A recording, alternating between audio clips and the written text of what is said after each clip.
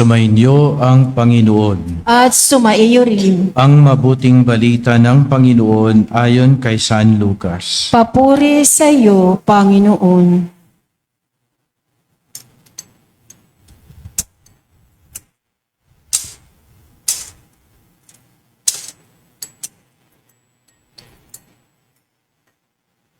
Noong panahong yun, dumating ang ina at mga kapatid ni Jesus. Ngunit hindi sila makalapit dahil sa dami ng tao. May nagsabi sa kanya, "Nasa labas po ang inyong ina at mga kapatid. Ibig nilang makipagkita sa inyo." Ngunit sinabi ni Jesus, "Ang mga nakikinig ng salita ng Diyos at tumutupad nito ang siya kong ina at mga kapatid." Ang mabuting balita ng Panginoon. Pinupuri ka namin, Panginoong Heso Kristo. Magsiupo ang lahat at makinig sa homilya. Magandang gabi po sa kanilang lahat. Magandang gabi, Father Dan. Ang atin pong ebanghelyo ay nagbibigay po sa atin ng isang palaala na ang ating pagiging malapit sa Panginoon ay hindi po sa pamamagitan ng dugo, hindi po sa pamamagitan ng lahi, kundi ito'y sa pamamagitan ng katapatan, pagtalima, pagsunod sa kanyang kalooban. Kapag tayo nakikinig sa kanyang salita at sumusunod nito, tumatalima nito, tayo ay magiging ina at kapatid ni Jesus. Ang ating pagiging kapatid kay Jesus ay sa pamamagitan ng ating pagtupad, pagsunod, pagtalima, paggawa. Kaya napakahalaga na sa ating araw-araw na pamumuhay, pagsumikapan natin na kung anuman ang sinasabi ng Diyos at anuman ang inspirasyon ng Diyos sa buhay natin, ito'y ating sundin. Sa buhay po ni San Padre Pio, ang atin pong makukuhang aral sa kanya ay una sa lahat yung kanyang pakikiisa sa pagpapakasakit ni Jesus. Nabigyan siya ng kakaibang karisma, kakaibang biyaya. At ito yung pagkaroon ng stigmata. Yung stigmata, yung sugat.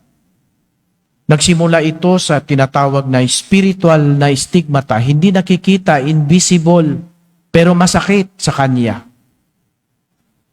At later on, nagiging physical, nakikita, nasa katawan, nasa kamay, ang sakit. Pero araw-araw niya itong iniaalay sa Diyos. At minsan pa nga, nagkaroon pa ng mga pagkakataon na mismong ang mga kapatiran ni Padre Pio ay nagdududa na baka galing sa dyablo yon. Kasi bakit ka mainitin ang ulo mo, no? Bakit mainitin ang ulo mo? Wala kang pasyensya, hindi galing sa Panginoon yun. Yun pala, yung kanyang persona, yung kanyang pagkatao ay sa sobrang lapit niya sa Diyos, para bagang hindi niya maintindihan bakit tayo ay parang binabaliwala lang natin ang Diyos. Kaya parang nawawalan siya ng pasyensya. Kung maiintindihan lang natin kung gaano tayo kalapit sa Diyos, sa kanyang puso, sa kanyang pagpapakasakit, kung alam lang natin yon at kung tayo ay mulat lang sana tayo sa ating pagkikipagkaisa sa pagpapakasakit ni Jesus, Tiyak na tayong lahat ay tatalima sa kanyang kalooban. Yun ay isa sa mga napakalalim na aral na mapupulot natin sa buhay ni Padre Pio. Yung kanyang pakikiisa sa krus, sa pagpapakasakit ni Kristo sa krus.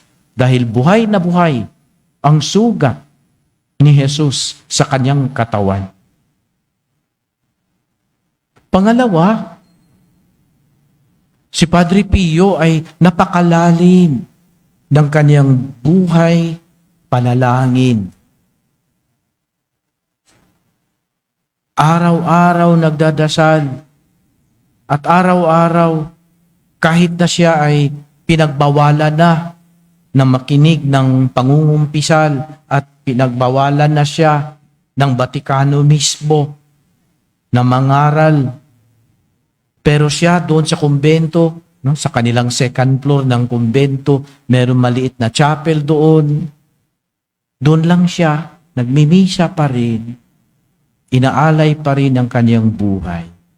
He was very dedicated to prayer, to the Mass, and to confessions. No? Talagang para sa kanya, ang kaligtasan ng Diyos, ang kaligtasan natin ay nakatuon sa sakramento ng pangungumpisal. Tayo, halimbawa, sa ating lipunan at sa ating kultura at sa ating kapanahunan ngayon, bibihira na lang ang nangungumpisal, parang wala nang kasalanan ang mga tao, at kahit na may kasalanan yung tao, hindi na natin iniisip bilang kasalanan. Pinapaganda pa natin yung terminolohiya, yung bokabularyo ukol sa kasalanan. Halimbawa, yung pagnanakaw o hindi na pagnanakaw o anong tawag? SOP. O diba? Maganda pakinggan. O di kaya kung kontraktor ka, komisyon. No? Pagnanakaw pero komisyon. O maganda pakinggan. No? Pinapaganda natin ang kasalanan para hindi na masakit masyado sa ating konsyensya. Nung araw, kapag ka ikaw may asawa at naghahanap ka pa ng iba pang babae, ang tawag noon pangangalunya. Pero kung ikaw yung babae, masakit ang tawag sa iyo, masakit. Na terminolohiya, masakit. Bakit? Ang tawag sa iyo, kabit. Diba? Pero ngayon, hindi na ganun ang tawag. Ang tawag sa iyo ay second wife. O diba maganda? No? Parang chronology na lang. First wife, second wife, ganun na lang. Minsan may mga tao pa nga nag-introduce pa. Ini-introduce pa nila mismo sa akin, Father, ito yung aking second wife. Talaga naman. No? Parang wala nang kasalanan. Nung araw, kapag ka ang isang tao ay hindi pa siya kasal at nakikipagtalik na siya sa isa pang tao, ang tawag noon ay fornication. Medyo malalim-lalim sa salitang English. Pero ngayon, pinapaganda ng lipunan. Ang tawag lang doon ay sexually active. Diba? Kung titingnan natin, yung ating lipunan ngayon ay parang hindi na natin alam kung ano ang tama, ano ang mali. Ano ang totoo, ano ang mali. Ano ang kasinungalingan. Kaya kami bilang pari, tuwang-tuwa kami kapag magpapakumpisal kami sa mga bata. No? Yung mga grade 2, grade 3, pag sila nangungumpisal sa amin, abay, tuwang-tuwa kami. Bakit? Dahil nakikita namin yung kadalisayan ng puso, ng konsyensya ng mga bata. Halimbawa, sasabihin ng bata, Padre, nagkasala po ako, nakapatay ako. Ha? Tapos nakapatay ako ng lamok, kapatay ako ng langaw, ng langgam, ganun lang. No? Pero malalim sa kanila yon. Para sa kanila, napakalaking kasalanan. Ganun lang.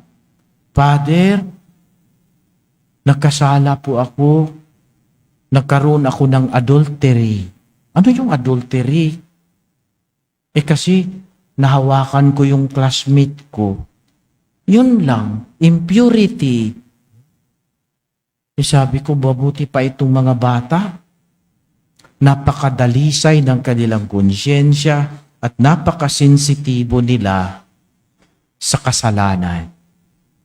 Pero tayo, adults, malalaki na tayo, parang hindi na tayo nakakasala. Okay lang yun. Kaya si Padre Pio, he dedicated himself to confessions. Talagang nagpapakumpisal siya.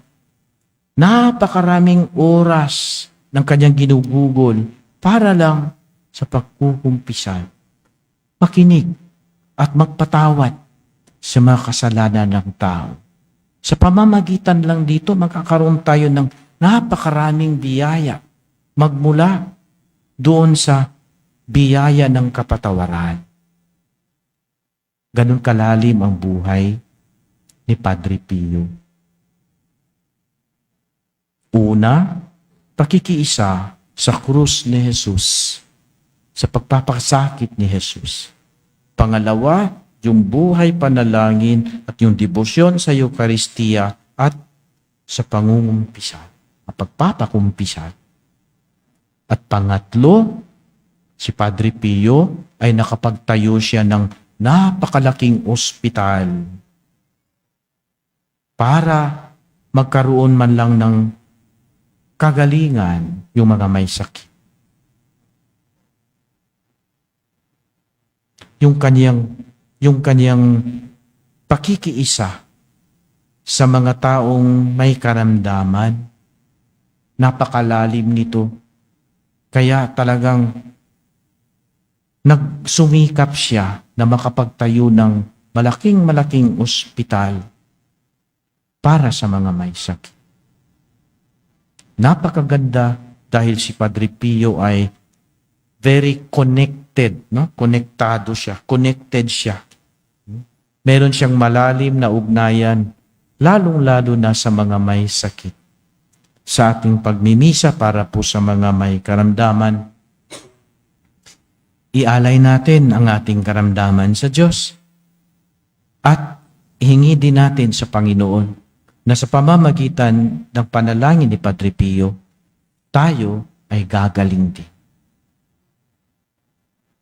Kikiisa tayo sa krus ni Jesus at sariwain natin yung debosyon natin sa mga sakramento, lalong-lalo na sa pangungumpisal at sa Eucharistia.